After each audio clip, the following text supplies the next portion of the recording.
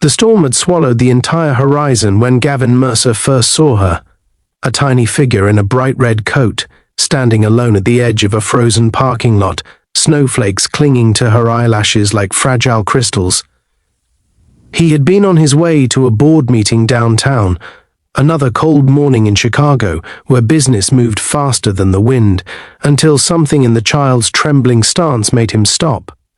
Gavin had known wealth, pressure, and the brutal pace of success, but nothing prepared him for the sight of a little girl shivering with silent fear as she dragged a small stuffed toy across the snow.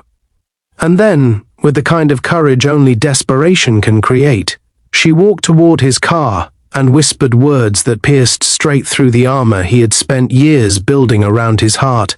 "Can you help my mom? If you believe in kindness, compassion, and second chances, please take a moment to like, comment, share, and subscribe.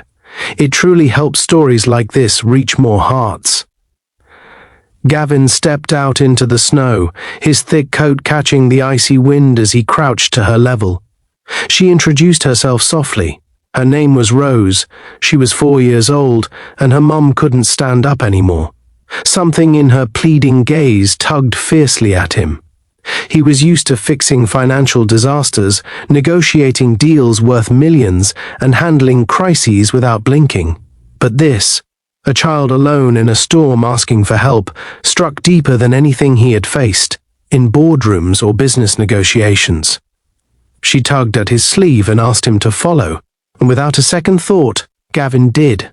Rose led him toward an old silver sedan half buried in drifting snow near the far end of the lot. The windows were frosted from inside, telling the story before he even opened the door. Inside, slumped over the steering wheel, was a young woman, pale, weak, barely conscious. Her breathing was shallow, her fingers stiff from the cold. Gavin felt his chest tighten.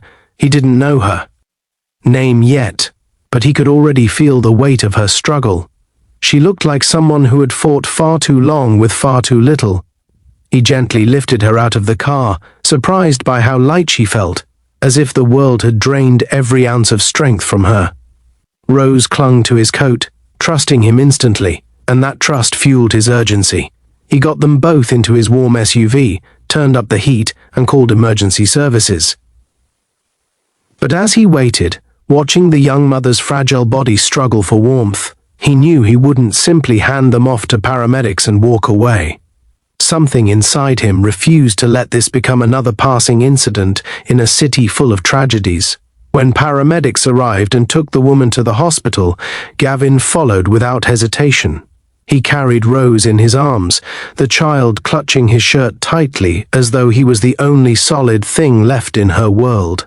At the hospital, after hours of waiting and pacing, a doctor finally approached him. The woman, named Caroline Hayes, was suffering from severe hypothermia, exhaustion, and malnutrition. The doctor explained that she had likely been living out of her car for weeks, trying to shield her daughter from the worst of the cold. Gavin listened, his jaw tightening with each detail. Caroline had been abandoned by her partner, lost her job, and had no family left to turn to. Every sentence struck him like a blow, because in her story he recognized a truth too often ignored. Life had a way of breaking the people who were already carrying the heaviest loads. Over the next days, Gavin visited Caroline and Rose constantly. It surprised him how naturally it came, bringing warm meals, reading stories to Rose, even sitting quietly beside Caroline while she rested. Gavin had been raised in wealth, but had grown up emotionally alone, a childhood filled with nannies, tutors, and empty echoing rooms.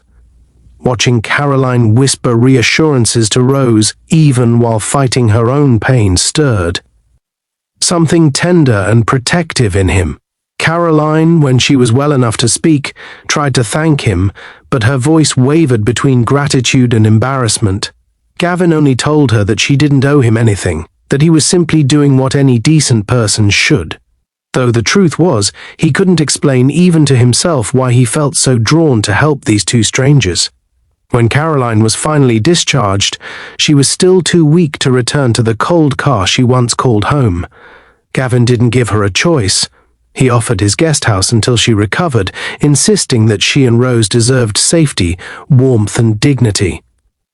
Caroline hesitated, clearly unused to receiving kindness without conditions, but she eventually agreed for Rose's sake. In Gavin's guest house, Rose thrived. She filled the silent rooms with laughter, tiny footsteps, and the innocent questions only children ask.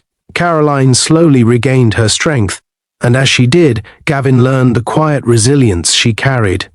The way she protected Rose fiercely, the way she apologized too often, as though expecting kindness to run out at any moment.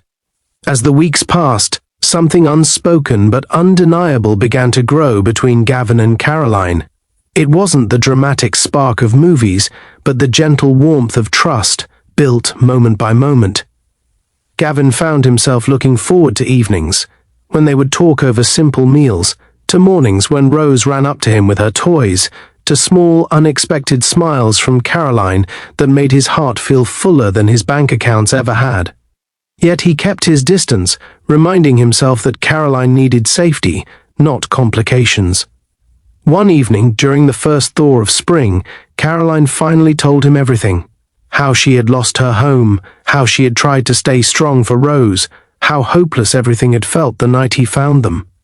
As she spoke, her voice cracked, and she covered her face, ashamed of her vulnerability.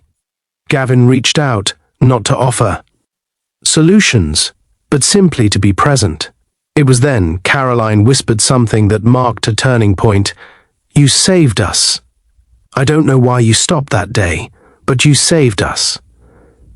Gavin only shook his head and said the truth, that it wasn't heroism, it was humanity, and that Rose, with her tiny voice in the snow, had saved him too in ways neither of them understood yet. Months later, Caroline had a stable job, a small apartment Gavin helped her secure, and a new sense of hope.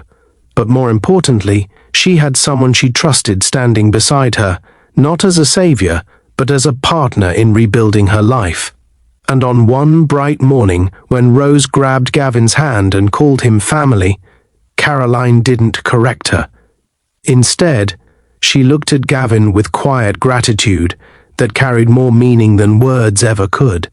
If this story touched your heart, please like, comment, share, and subscribe. Your support helps us continue sharing meaningful stories. Before you go, please comment below. Kindness can change a life.